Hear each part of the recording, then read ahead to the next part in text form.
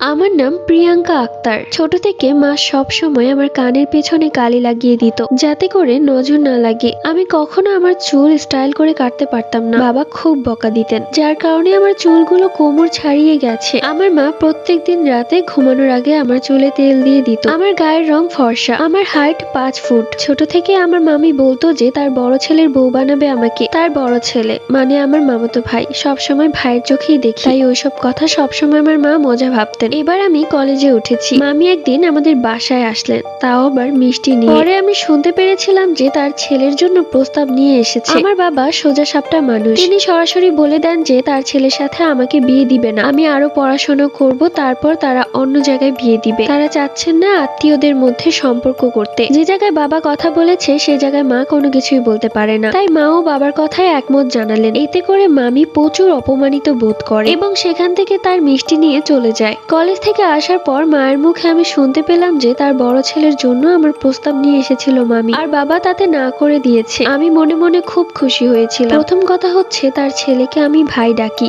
আর দ্বিতীয় কথা হচ্ছে তার ছেলের ক্যারেক্টার অত একটা ভালো না, সব সময় মেয়েদের সাথে টাইম পাস করে বেড়ায়, আর এলাকাতে মারপিট তো আছে। তো এসব জেনে শুনে কে তার মেয়েকে এরকম ছেলের সাথে বিয়ে দিবে? আমার মামি গিয়ে আমার মামাতো ভাইকে বললো, তারা না করে দিয়েছে, আমাকে অনেক অপমান করেছে। এসব কথা শুনে আমার মামাতো ভাই একটা ছুরি হাতে আমাদের বাড়িতেই আসে এবং আমার বাবা মাকে হুমকি দিয়ে যায় আমাকে যদি ওর সাথে বিয়ে না দেয় তাহলে আমাকে মেরে ফেলবে। বাবাও খুব ক্ষেপে গেলেন, বাবা বললেন এক্ষুনি আমার বাড়ি থেকে বের হ, নয়তো পুলিশ ডেকে তোর গুন্ডামি বের করব। এরপর থেকে বাবা মা প্রায় আমাকে নিয়ে অনেক ভয় থাকতেন। তো প্রত্যেকদিন বাবা আমাকে কলেজে দিয়ে আসতো, মা নিয়ে আসতো। একদিন মা অসুস্থ থাকার কারণে আমাকে কলেজ থেকে আনতে যেতে পারেনি। আমি আমার বান্ধবীদের সাথে একা একাই বাড়ি আসছিলাম। এরপর ওদের বাড়ি চলে আসলে ওরা ওদের বাড়িতে চলে যায়, আর কিছু দূর হাঁটলেই আমার বাড়ি, তাই আমি আমার মতো করে হেঁটে হেঁটে আসছিলাম। ঠিক পেছন থেকে একটা গাড়ি এসে আমার সামনে দাঁড়া করায়, আর দরজা খুলে বেরিয়ে আসে আমার মামাতো ভাই। সেই আমার মুখে একটা সাদা রুমাল চেপে ধরে। এরপর আমার সাথে কি হয়েছে আমি বলতে পারবো না। যখন আমার হুঁশ ফিরলো তখন দেখলাম আমি একটা ঘরের ভেতর বন্দী। কেমন যেন একটা গোডাউনের মতো লাগছিল। আমার হাত মুখ বাঁধা ছিল, এক পাশে পড়ে আছে